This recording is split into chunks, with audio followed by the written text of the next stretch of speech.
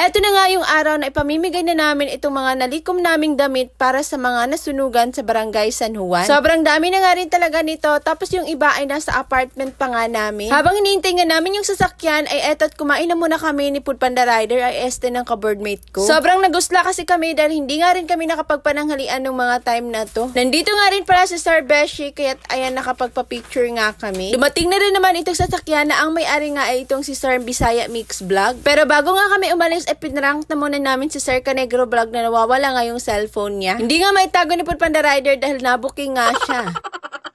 Maulan pa rin naman kaya hinintay na lang din namin na tumila na nga ang pag-uulan. Binalot na nga rin pala nila ng plastic para in case nga kapag malakas ang ulan ay hindi nga mabasa. Kahit hindi pa nga tumitila ang pag-uulan ay napagdesisyonan na nga naming umalis. Alas 4 kasi mahigit na nga ito ng hapon at mag-aalas 5 na baka gabihin pa nga kami. Medyo malayo pa rin kasi talaga yung pupuntahan nga namin. Yung mga nasunugan kasi sa Barangay San Juan ay doon na nga pansamantalang pinatira sa May Looc Evacuation Center. Dito na nga rin pala kami sumakay sa sasakyan ni Bisaya Mix Vlog. Maraming salamat nga rin pala dito kay Sir Traffic Enforcer na tinulungan nga kami. Laking pasasalamat nga lang di talaga namin dahil nandito nga si Sir Bisaya Mix Vlog at natulungan nga niya kami. Alam niyo ba, first time ko nga lang siyang ma-chat kanina at hindi talaga siya nagdalawang isip na kami nga'y tulungan. Mahirapan din kasi talaga kami kung wala nga siya dahil wala rin kaming sasakyan. Dumaan nga lang din pala kami dito sa apartment para kuhanin nga itong mga ibang damit na nandito nga nakalagay. Nagbiyahe na rin kami kaagad at napakaulan pa nga rin. Habang nagbabiyahe nga kami, napag-usapan na rin talaga namin ang patungkol nga dito sa pagbablog. Nag-live na nga rin pala si Sir Bisaya Mix Vlog. Habang nagbabiyahe nga kami, si Sir Canegro Vlog nga yung busy sa pag-entertain ng mga ka-idol ni Bisaya Mix Vlog. At nandito na nga rin pala kami ngayon sa evacuation center dito sa Looc. Busy nga sila sa pagbubuhat ng mga kargang damit. At ako'y dito na lang din sa may gilid sumilong. Eto na nga pala lahat ng mga nalikom nating mga donasyong damit. Shout out at maraming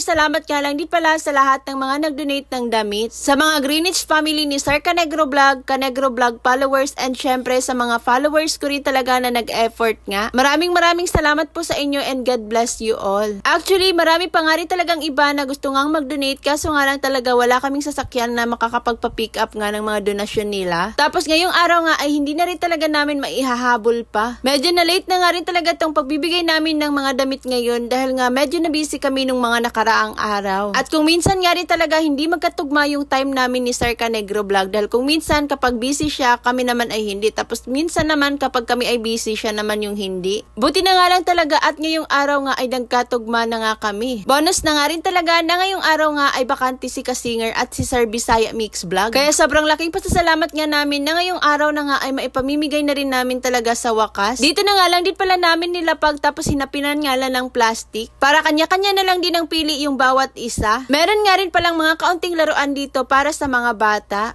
Eto't nagsimula na nga rin pala silang mamili dito ng mga damit.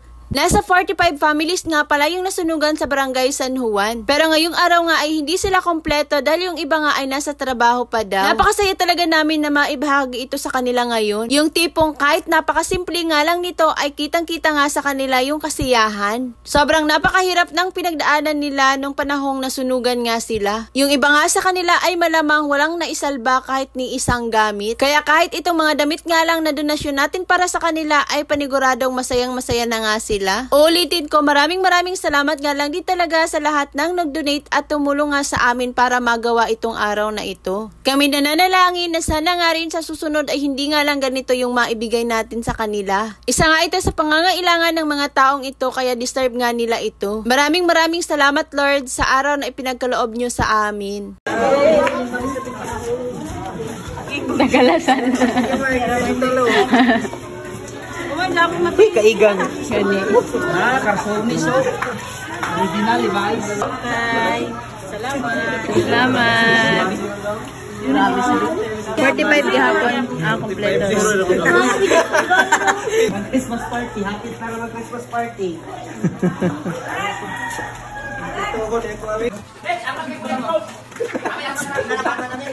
Kompleto na ganito kami. Tawang-tawa nga kami dito kay Kasinger dahil pati nga siya ay namili na rin. Wala daw kasing pumili nito kaya sa kanya na lang. Sa'yo mo na ko, habi? Asa man doon? Wow, nakatiming si Daga na, oh. Wow sila. Amoy ng hatag, amoy Amoy noonay pagkuha. Amoy noonay pagkuha. Aloy, sad ni mo, bis. Nang matapos na nga ay umalis na rin kami kaagad at nagpaalam na nga kami sa kanila. Maraming salamat talaga Lord sa araw na ito. Pero bago nga kami magsiuwi sa kanya-kanya naming pamamahay ay pumunta na muna kami dito. Dahil nagusla nga kami kanina kaya eto't kumain na rin kami.